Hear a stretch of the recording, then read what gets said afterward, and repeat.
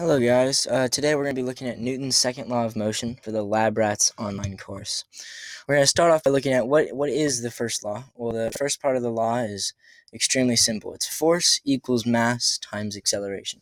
That's all it is. It's just an equation that we can learn from on how much force is needed, and we can use to find the acceleration or the force of an object. The only thing you really need is the mass, and either the length of where you're going or how much force, whichever is easier to find. But today we're just going to be using the mass. And we're going to be able to test this equation extremely easily by using the mass of two plastic balls.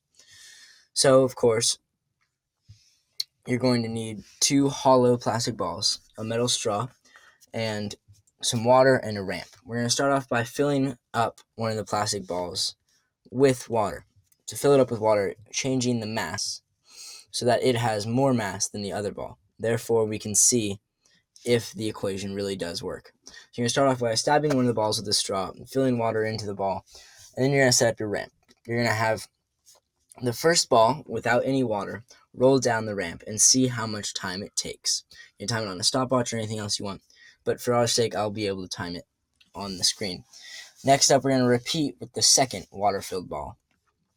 Now, I've already done this. You can do this at home if you would like, but I've already done this. So I'm going to show you a quick clip of me doing it, and then I'll show you how long it took and explain why.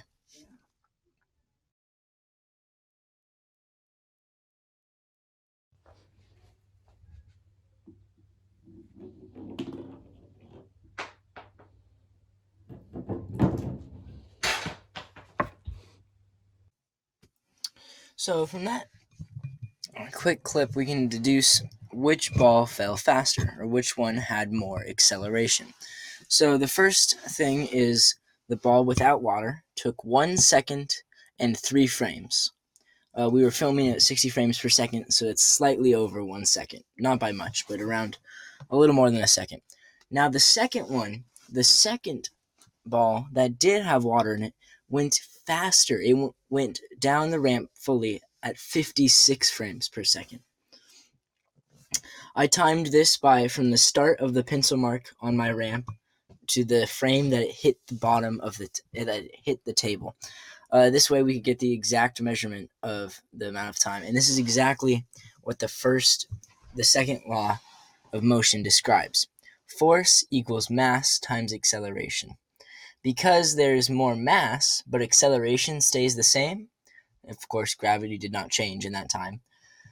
The acceleration stayed the same, but more mass means that there is more force, and the more force, the faster it went. And that is why you can find a bowling ball will fall faster than a wiffle ball.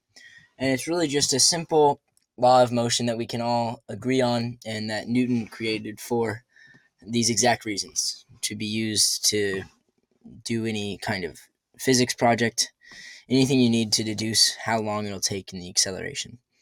That's all for this video. Hope you guys enjoyed, and keep learning.